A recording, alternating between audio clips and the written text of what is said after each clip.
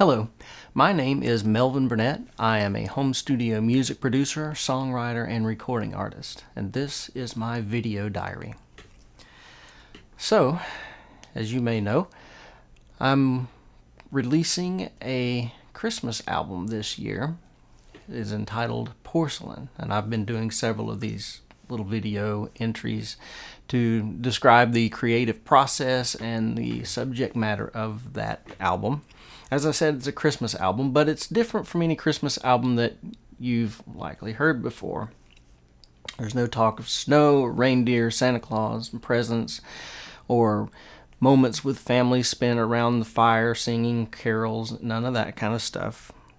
This album very deliberately avoids those things because I want to focus on the human experience of those characters, Mary and Joseph, the wise men, the shepherds, and so on, who experienced those events and how those events shaped their life, what it felt like to be a human being living in that situation. Because I feel like the stories that we tell tend to get watered down and sterilized, and we lose touch with them. We can't see ourselves in those characters. And I think it's important for us to be able to do that. I think it's important for us to understand the relevance of those stories to the lives that you and I live.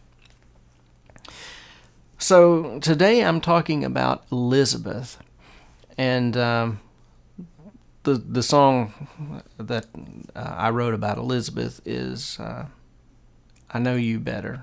I'm not sure if I'm calling it Better or I Know You Better or what, but that's the chorus of it is I Know You Better Than That. And it's envisioning Elizabeth kind of reassuring Mary. I think that's the role that she plays. We get a little bit of dialogue between them in the Bible, but you know that there had to be more than just that one conversation. I believe that I've been told that Mary went and spent several weeks, possibly months or whatever, with Elizabeth as she was, as her pregnancy was progressing. And I can imagine that during that time, Mary would have been just a bundle of emotions. And the situation she was in had to be terrifying for a multitude of reasons. At the most basic level, it's terrifying for her to be at that point in time an unwed mother, living in first century Rome, Hebrew culture, where that sort of thing could potentially result in your execution or severe punishments, or even if not that, just it's something we talk about in Sunday school all the time, is that at this point in time, women are considered to be property. They aren't able to generate any income on their own, so they're basically completely reliant on their husbands or any other relative who might support them. And in Mary's case, being an unwed mother would disqualify her from any of those kind of support systems there. So I mean, she's facing the very real possibility of spending her life destitute, ostracized from her society. So that's the part of this that we talk about, in Sunday school, just when we talk about Mary recognizing the challenges that she faced. But I want to think about it even at a more personal level, is just how frightened she had to be, even if that weren't the case, just of the job that she's got in front of her, where she has to be the mother of God's Son. And you think about the way that parents are worried having babies now, the things that they concern themselves about is like, if what if I don't get should I get the child vaccinated or not, and what if they have a reaction to the vaccinations, and should I breastfeed the child or feed them formula, and how does that affect their cognitive abilities later on? What time is it appropriate for them to start school or preschool? Are they going to be smart? Are they going to have friends? And what's the best way for me to take care of them? How do I keep them safe, but at the same time let them experience the world so that when they grow up, they're not, completely unable to function in society? Where does that balance lie in raising children? And so you think that even if Mary was just having a child in general, that she's going to be going through all of those sorts of emotional kind of dilemmas. Now add on top of that not only is she having a child, but this is the Son of God, that all of history pivots on her job, on the job that she does as the mother to this child. She is now the central point in all of history. What kind of pressure is that to have on yourself? And, we have traditions or whatever about raising children, and I don't have any of my own, so, I can only speculate.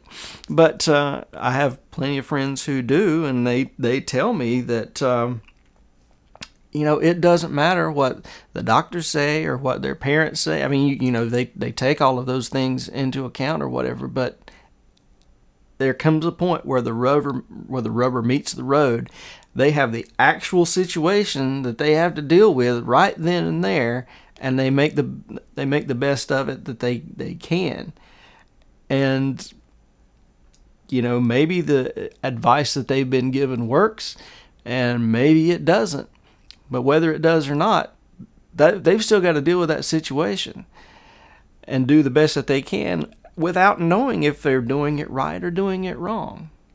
And so, again, go back to Mary. That's her situation. She's got to deal with, whatever happens to come up in the life of this child and do the best that she can. And she might get it wrong.